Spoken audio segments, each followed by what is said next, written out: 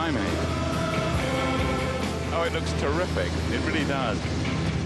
Thanks, John. Are you enjoying your trip?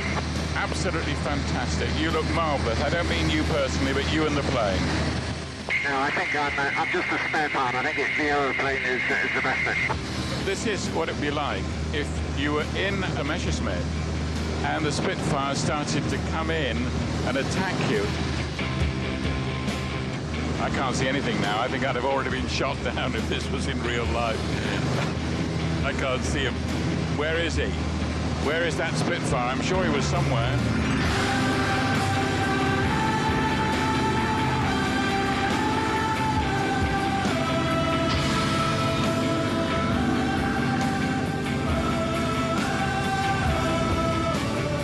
Here we go. Oh, gosh. Oh, yes. Right. He swept right past us. Fantastic. Now, he could have riddled us with bullets. I bet he would have wanted to, but anyway, we tried to say no to that. But isn't that wonderful?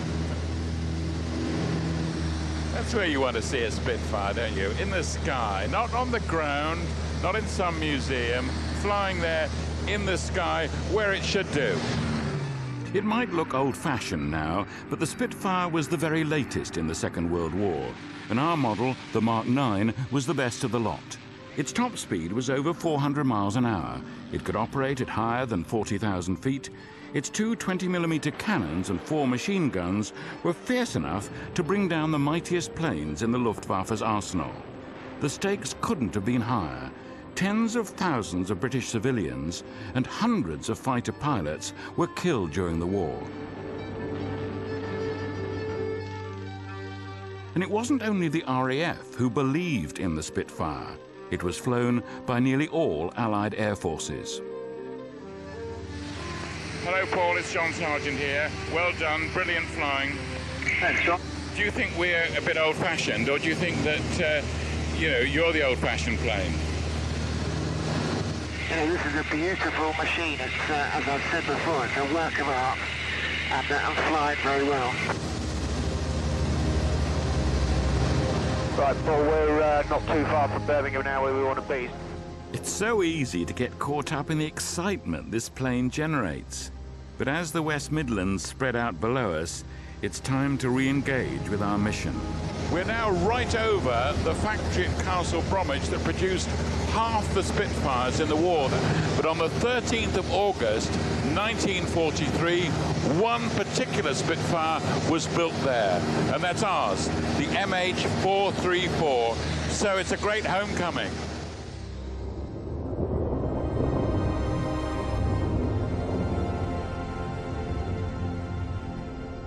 During the Second World War, the most important Spitfire factory in the country was here at Castle Bromwich.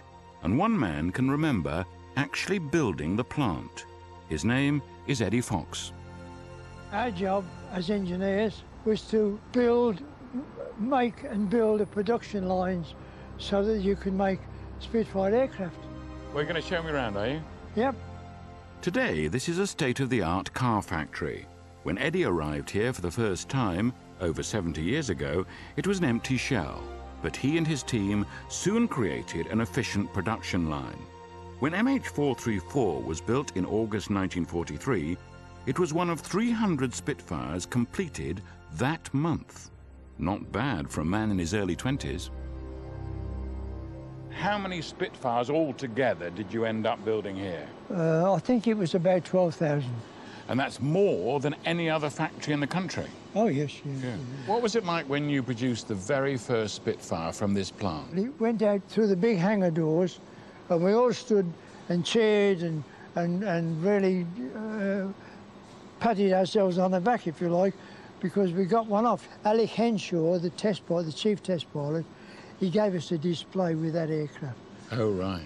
God, you talk about flying low.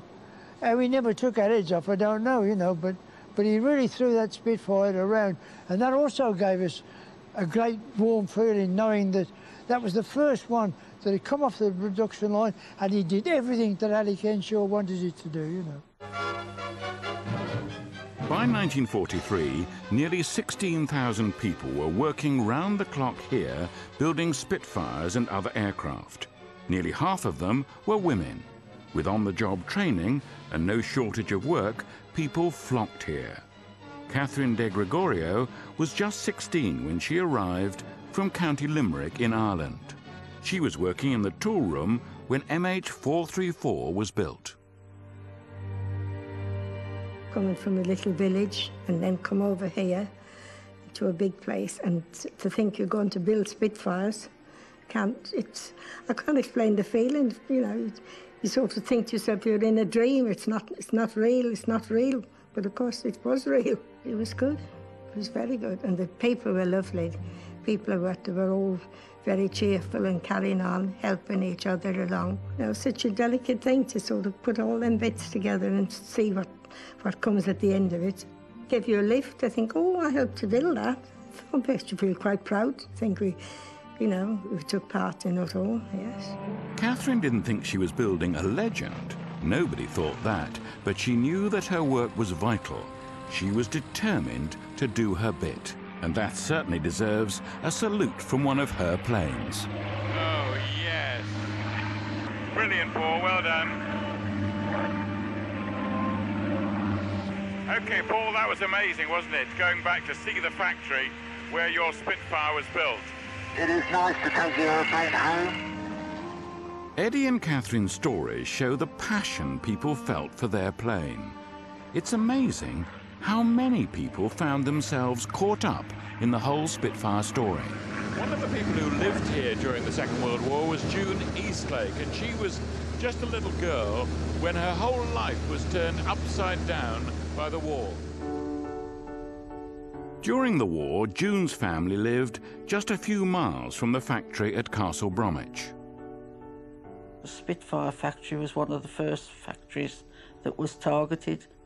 So you remember it? Yes, yeah. And what was it like? Absolutely dreadful. I wouldn't wish it on anyone. The drone of the German aeroplanes, the sound of the bombs coming down. Every time a plane came in or out, I used to shake. How much did you understand of what was going on? I can remember standing there waiting our turn to be let out of this shelter, and it looked as though the world was on fire. My dad was a fire watcher. I've actually got the little card showed that he'd been trained in fire watching. There were thousands and thousands of incendiary bombs dropped, and of course they were there to put them out. So he was fire watching, and a landmine fell on the house next door, and the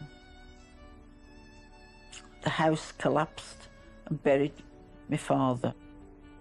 I can remember coming up from the shelter in the morning. We were taken round to where we lived. Of course, before you got there, you could see that everywhere was devastation. And there was a tea wagon there, manned by volunteers, which was a normal thing where there'd been a big bomb dropped. I heard this person say, "Give this woman a cup of tea, she's just lost her husband." And that's how we realised that Dad had died in the raid. But nobody told you directly your father's been killed? No, never did. They never did? No, Mum didn't either. We just knew that it happened. But this was happening to not just us two. It was the norm, and you accepted it, strangely enough. But that's what an extraordinary way of knowing something that was going to change your whole life. My dad died on the 17th of May. But in March, 2 months before, we all went to photographers in the city centre. And there was Mum and Dad and the 4 children. We all had our photograph taken as a family group. That's the photograph there. Pass it over and I'll show you. Yeah. That's my dad. He was